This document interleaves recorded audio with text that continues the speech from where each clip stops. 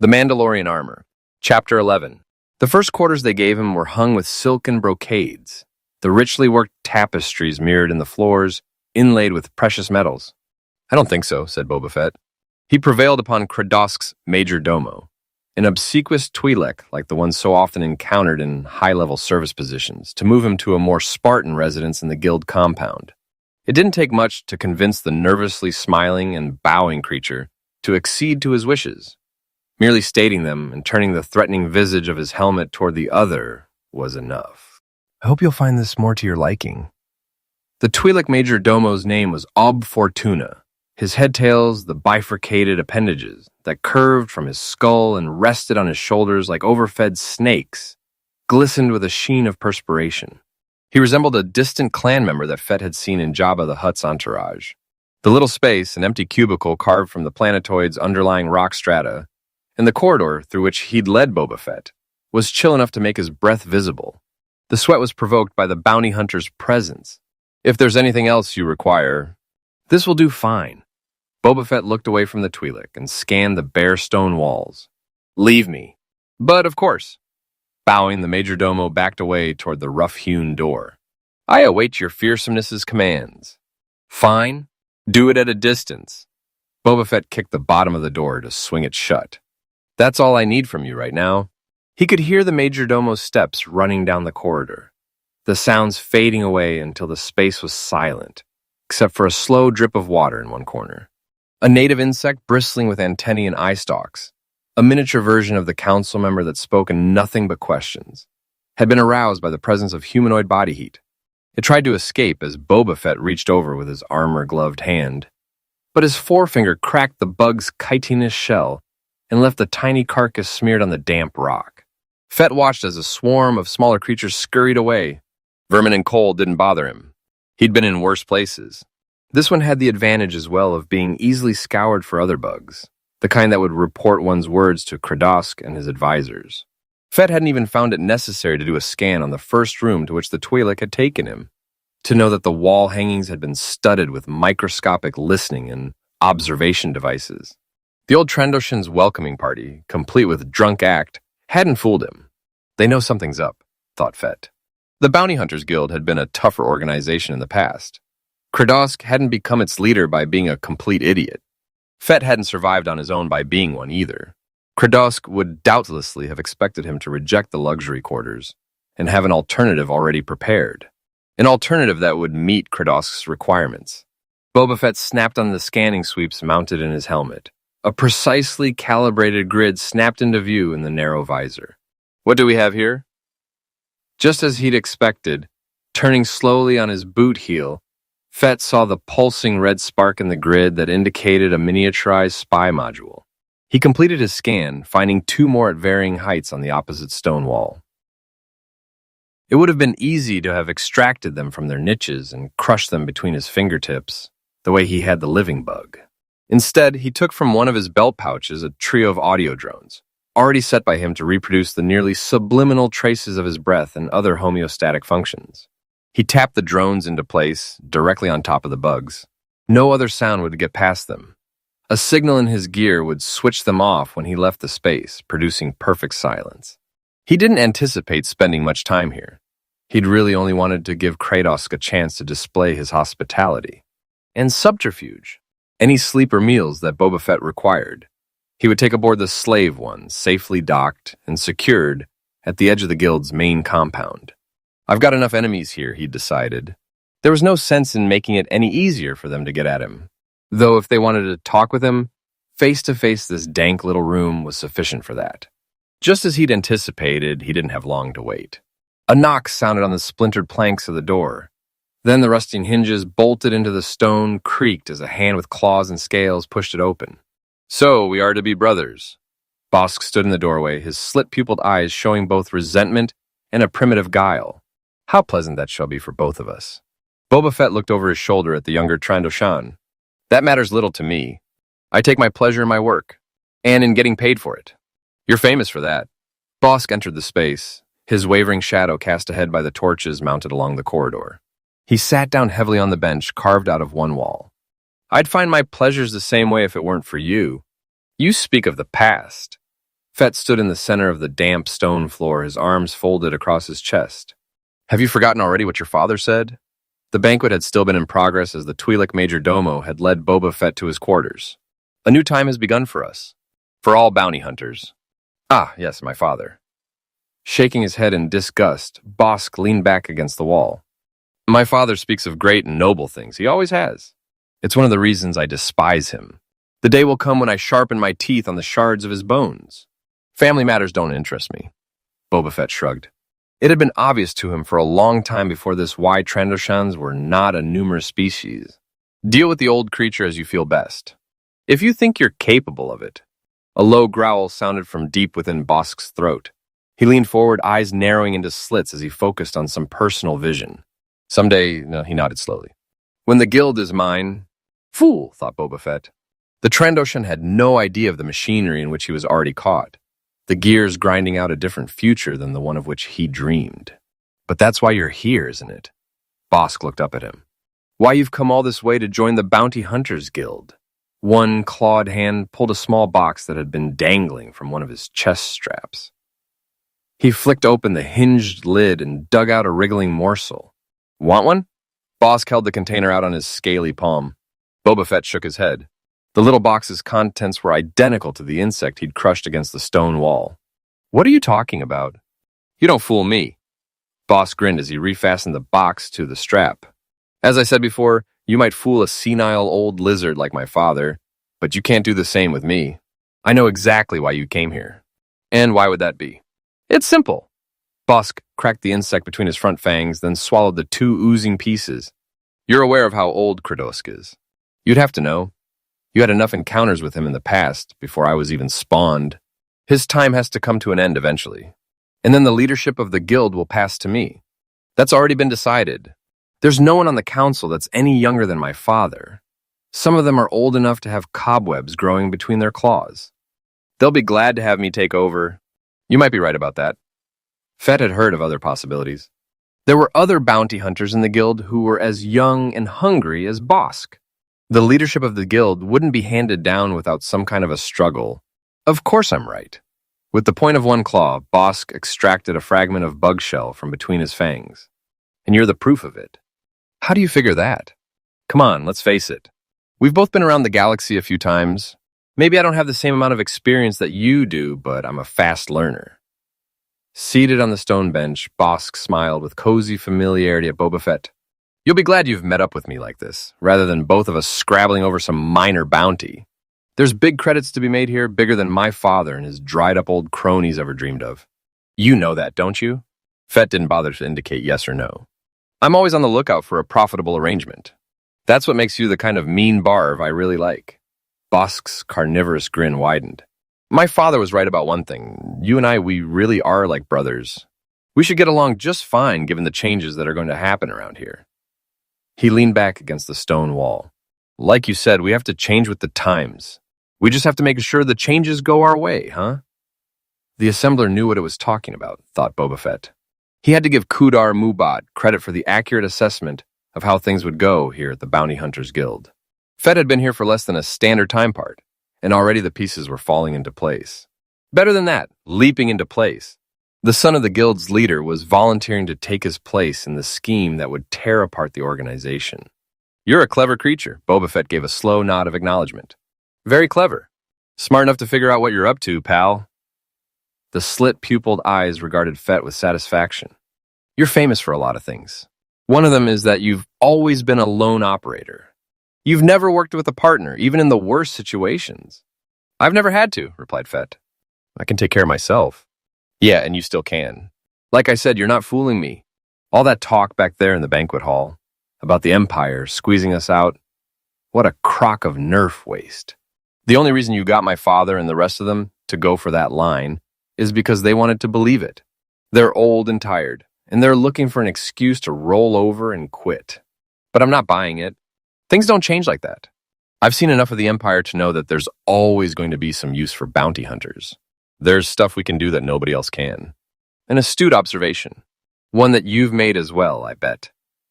Bosk dug at his fangs again, then inspected the tips of his claws.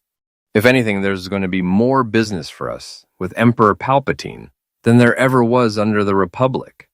There'll be all sorts of creatures that the Emperor wants to get his hands on, who don't want to be found. That's where bounty hunters come in. Plus the rebellion, they got their needs too. That's the great thing about being on neither one side nor the other. We can sell our services to anyone who can pay our price. And there's going to be a lot of buyers. This Trandoshan also deserved credit, Boba Fett had to admit. Bosk might be a fool, and a particularly crass and bloodthirsty one, but he was sharp enough to discern at least one important thing about the nature of evil, which was that it always bred more of the same. More business for us, thought Fett. He felt no emotion about that one way or the other. It's a simple matter, then, isn't it? Boba Fett spoke his next thoughts aloud. Of just making sure we get paid the price we want. You got that right. And that's why you came walking in here and asked to become a member of the Bounty Hunters Guild, isn't it? Not because things are changing out there. Bosk waved his clawed and scaled hand indicating the reaches beyond the mold-encrusted stone ceiling. But because the guild is changing. Or it's just about to. You've had it pretty easy for a long time, haven't you? Even when my father still had sharp fangs, he was never your equal in the bounty hunter trade. None of those old creatures were. And as they got older, all they really managed to do was get in the way of me and the other young hunters, the ones who would have given you a run for your credits, Fett. So you've really had the field all to yourself, haven't you? Must have been nice. Fett gave a small shrug. It hasn't been exactly easy. Yeah, but it would have been a lot harder if you had had to deal with me. Bosk's eyes flashed angry fire as he jabbed the point of the one claw into his chest. If I'd been able to go up against you on some of those jobs the way I really wanted to, you wouldn't have been raking in those big bounties, the kind that Jabba and the rest of the Hutts put up, if you'd had some real competition for them. Yeah, said Fett. If I'd had some real competition, it might have been different. Bosk didn't pick up on the irony concealed in Fett's words. That's all coming to an end, though, isn't it? That's the real reason you're here. You know that my father and the rest of the Guild Council is just about ready to have their bones picked clean. And that somebody else will be taking over. Somebody a lot harder and tougher, who isn't just going to let you walk off with all the easy credits. And that someone would be you, I suppose. Don't suppose with me, Fett. It's time for you and me to work some things out. You didn't come here just because you wanted membership in the Bounty Hunters Guild. You're here because you know it isn't going to be long before I'm running things. I can tell how your mind works. Is that so? Bosk nodded. 'Cause it's so much like mine. You and me, we want the same things. Top price and nobody getting in our way. But we've got to deal with each other. The last of the Trandoshan's smile faded. As equals. You idiot. Negotiations between equals can sometimes be profitable. Or fatal. Let's go for a profitable one. Here's the deal, Fett. One claw raised. Bosk leaned forward on the stone bench.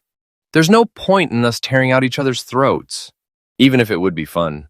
That just lets the old ones like my father stay in power for a while longer. And they've had their turn long enough. I don't feel like waiting any longer than I have to just to get my chance.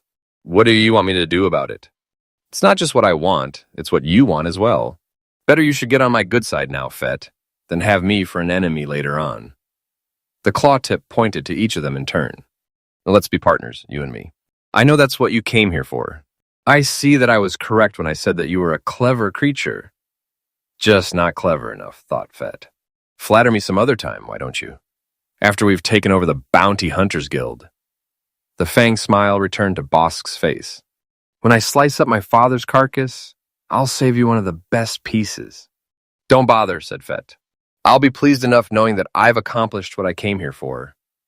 Whether Bosk would be as happy about it remained to be seen. I'm really glad that we're in agreement about this. Bosk stood up from the damp stone.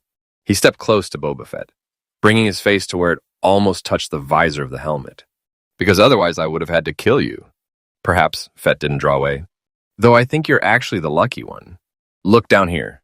Bosk's slit-pupiled eyes widened when they glanced down and saw the muzzle of a blaster pressed against his abdomen. Fett rested his thumb on the weapon's firing stud. Let's get one thing straight. Boba Fett kept his voice level, stripped of emotion. We can be partners, but we're not going to be friends. I need those even less. Bosk regarded the weapon for a moment longer, then lifted his head and barked a raw-edged laugh. That's good, I like that. All the points of his fangs showed as he glared fiercely into the dark visor. You watch out for yourself, and I'll watch out for me. That's just the way I like it. Good. Fett slipped the blaster back into its holster. We can do business. As he stepped out into the corridor, Bosk stopped and glanced over his shoulder. And of course, he said slyly, well, this is all a private arrangement, isn't it? Between you and me. Of course. Boba Fett hadn't moved from the center of the space. It'll work better that way. For me, thought Fett, after the Trandoshan had stridden away past the flickering torches. For you, it's another matter. The Twi'lek Majordomo had other household duties as well, chief among which was spying. Your son has just concluded a long conversation with Boba Fett. All the comings and goings in the Bounty Hunters Guild headquarters were observed by Ob Fortuna. From what I could tell, your son seemed rather pleased with the results. I'm not surprised. Kradosk's blunt claws fumbled with the catches of his ceremonial robes.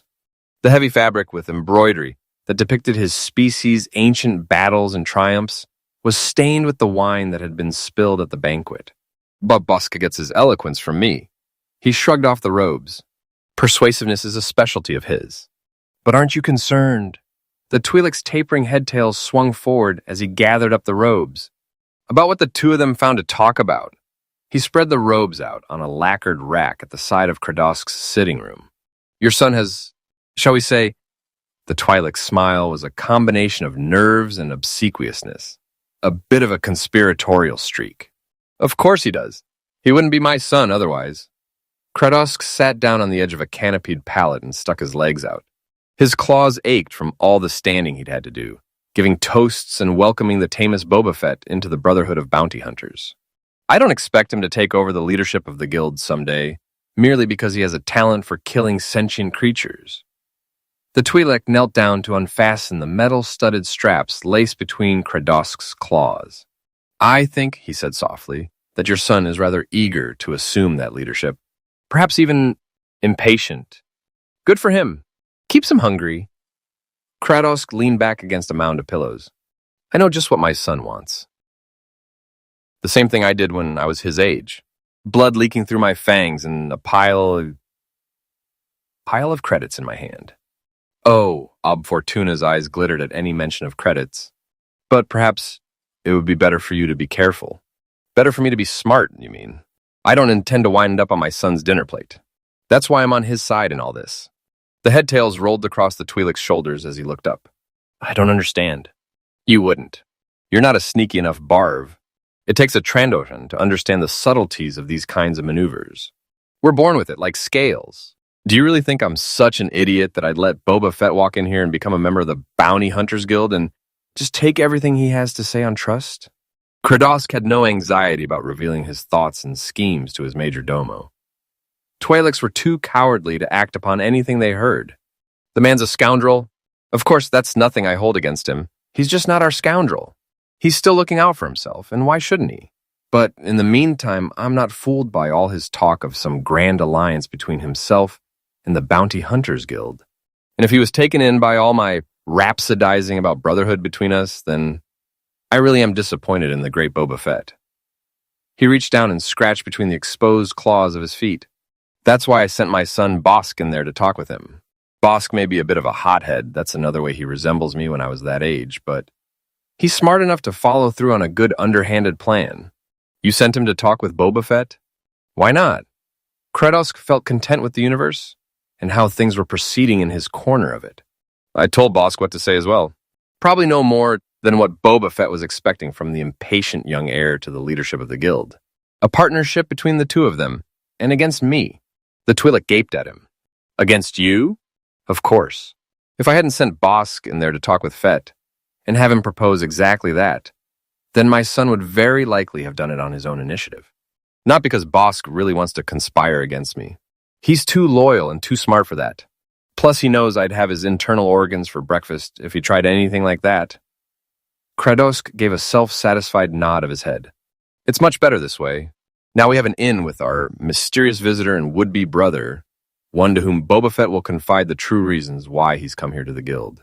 My son gains points with not only his loving father, but also with some of the council members who have voiced some fear about his ambitions. And I remain in control of the situation. That's the most important thing. A puzzled look remained on the Twi'lek's face as he rolled up the leather footstraps and placed them in his employer's ornamentations box. Could it not be, The Twi'lek's headtails glistened with the effort of his musing. That your son has a different idea? Different than the one you put into his head? Kradosk folded his claws over the age-yellowed scales of his stomach. Such as? Perhaps Bosk doesn't want to just pretend that he has entered into a conspiracy with Boba Fett. A conspiracy against you and the rest of the Guild Council. The Twi'lek rubbed his chin, gazing at some point beyond the sitting room's caparisoned walls, where his infrequently encountered thoughts could be found. Maybe he would have gone and talked to Boba Fett anyway, whether you had sent him or not. And he would have made just that proposition. For real. Now there's an interesting notion. Kradosk sat up, bringing his heavy-lidded and unamused gaze straight into that of his household major domo. And one for which I should pull your flopping little head off. Do you realize what you're suggesting? The Twi'lek's smile was even more nervous than before. Now that I think of it. You should have done your thinking before you opened your mouth. Anger simmered inside Kradosk. The only reason he didn't pull off the Twi'lek's head was that a good major domo, one that was used to his various ways and preferences, was hard to find. You're questioning not only my son's intelligence, but his loyalty to me. I realize that members of your species have only an abstract understanding of that concept. But for Trandoshans, Kradosk thumped his bared chest with his fist. It is something in our blood, honor and loyalty, and the faith that exists between family members, even unto the last generations. Those are not negotiable substances. I beseech your pardon. Hands clasped together, the Twi'lek bobbed up and down in front of Kradosk, the speed of his genuflections increased by his anxiety. I meant no disrespect. Very well. Kradosk shooed him away with a quick, contemptuous gesture. Because you're an idiot, I'll overlook your insulting comments. He wouldn't forget them, though. Long, grudge-filled memories were another characteristic of Trandoshans. Now, get out of my sight before I have reason to be hungry again. The Twi'lek scurried away, still hunched over and bowing as he retreated toward the sitting room's door. Maybe I should eat him, brooded Kradosk as he drew on a lounging robe, stitched together from the skins of former employees. Standards were becoming deplorably lax among the guild's hirelings. Staffing had always been a problem over the decades. In that, the Bounty Hunters Guild had the same difficulties that their clients the Hutts did. Not many of the galaxy's sentient creatures were so desperate as to seek employment in establishments where the constant threat of death was one of the working conditions. He wondered if Emperor Palpatine's dismantling of the Republic would improve things in that regard, or just make them worse. The establishment of the Empire promised a net increase in the galaxy's misery quotient. That was good, at least as far as Kradosk was concerned, but also a tighter control over the various world's inhabitants. That was probably bad. Something to think about. Feeling the weight of his age, Kradosk shambled into the memory bone chamber connected to the sitting room. He lit one of the candles set in a niche filled with years of congealed wax. The guttering flame sent interlaced shadows wavering across the walls and their white treasures. It had been a long time since he'd had occasion to add another memento to his collection. My killing days are over, thought Kradosk, not without regret. He wandered farther into the chamber's ivory-lined recesses, letting memories of vanquished opponents and foolishly recalcitrant captives wash over him, until he came to the oldest and tiniest bones. They looked like something that might have been found in a bird's nest, on some planet where all the life forms had been extinct for centuries. Kradosk let a couple of them rest in his palm as he poked at them with a single claw. Tooth marks showed on the bone's surfaces, from little teeth that had been as sharp and hard as a newborn's. Teeth that hadn't yet been dulled by the coarse flesh of enemies. Those teeth had been his when he'd just barely been out of his mother's egg sac. The bones were those of his spawn brothers, hatched just a few seconds later. And too late for them. Kradosk sighed, mulling over the wisdom he'd been created with, and that which had taken him so long to achieve. He carefully set his brother's bones back in the hollow of polished rock where he kept them. This was why lesser entities like that moronic Twi'lek would never understand. About family loyalty and honor, he pitied creatures like that. They simply had no sense of tradition. The Twi'lek pushed the door to the sitting room open a crack, just enough to see what the old Trandoshan was up to. Kradosk had gone into his chamber of grisly souvenirs. A candle flame showed his silhouette among the stacked and interwoven bones. Good, thought the Twi'lek. His boss would usually stay in there for hours, fondling the bones and reminiscing, and sometimes falling asleep, wheezing and dreaming with a splintered femur in his claws. Plenty of time, then. The Twi'lek slid the door shut without making a sound and strode quickly toward another section of the Bounty Hunters Guild compound. To Bosk's quarters. Excellent, said the younger Trandoshan, after listening to the Twi'lek's report. You're sure of all this? But of course. The Twi'lek made no attempt to conceal the wickedness of his smile. I've been in your father's service for some time, longer than any of his previous majordomos.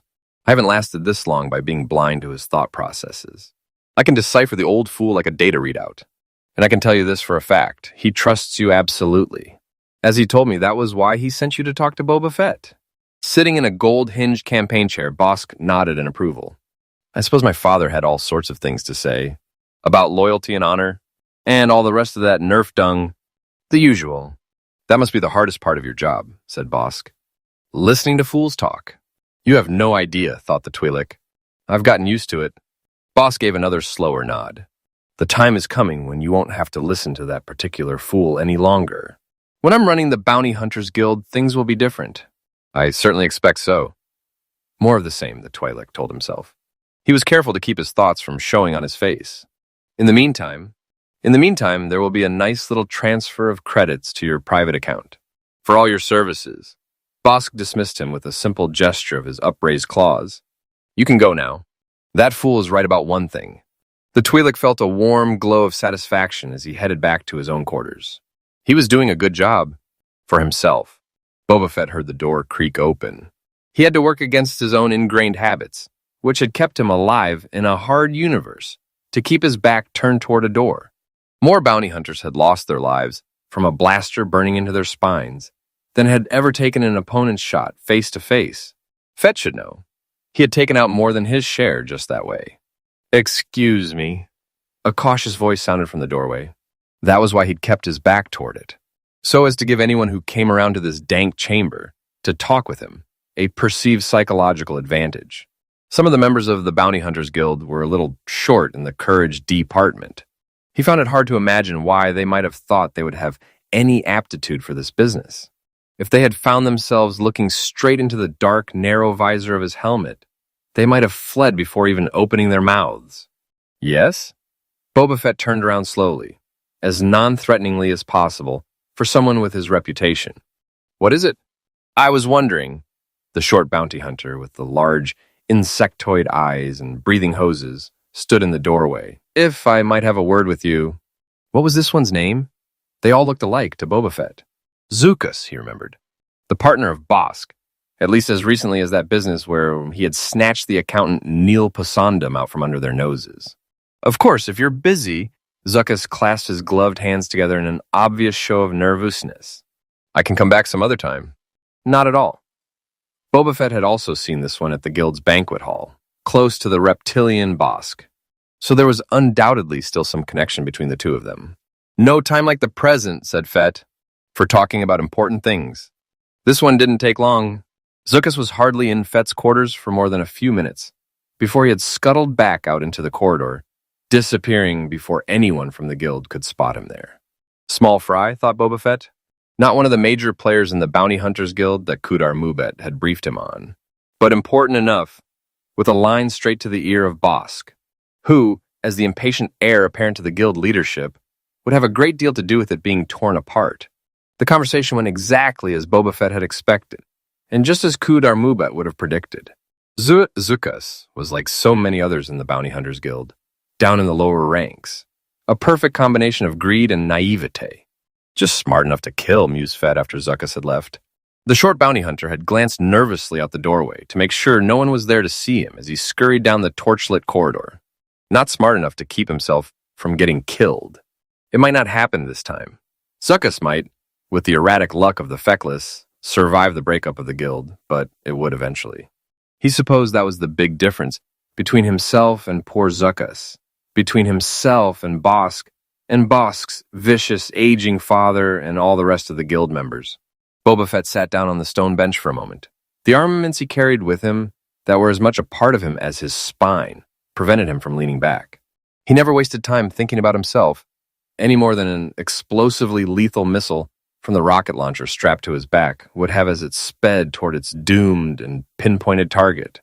But he knew that the reason he was alive, and that others were dead, or soon would be, was that he possessed the true and essential secret of being a bounty hunter. As good as he was at catching and, if need be, killing other sentient creatures, he was even better at surviving their attempts to kill him. Everything else was just a matter of superior firepower. Boba Fett stood up from the stone bench. If he stayed here any longer, there would be others coming to talk to him. Others who thought they could protect themselves the way he did, but who were already fatally enmeshed in the trap spun by Kudar Mubat, so far away that he couldn't be seen or the tugs on the strands of his web even felt. Besides Bosk and Zuckuss, there had also been one of Kradosk's top advisors on the Guild Council, in the Twi'lek Major Domo, back for a longer talk than when he'd brought Fett to this dank chamber.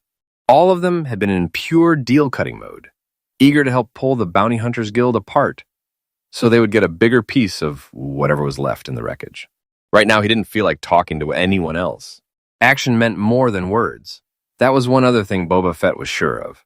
A man was killed by words and saved by action. Spending so much time talking to other sentient creatures had been like wrapping himself in death. What he wanted to do right now was head back to the Slave Wine, his refuge docked at the edge of the guild's main compound, lock himself behind its overlapping security layers, all systems primed to fry anyone who tried to breach them, and rest. If not the sleep of the virtuous, Fett had no illusions about that, or regrets, then at least the sleep of someone who had put in a good day's work. In his business, that meant helping others arrange their own destruction. The presence of those other sentient creatures carrying their fates around with them, all unaware, laid a cold hand on Boba Fett's heart, or whatever passed for it after all these years of death. It felt like some prophecy of his own death, though he was just as sure that that was a long way off, far from here in both time and space. Being back inside his own ship would be as much a relief as being out in the emptiness between the stars. He would be alone there, sealed off from all the others, living and dead. That was what he needed. He pushed the rough wooden door shut behind himself and strode down the corridor, beneath the flickering light of the torches. Anywhere but here, thought Boba Fett. The tunnel stretched out before him. Above him, the invisible weight of rock and stone pressed down like the tomb he hadn't earned yet.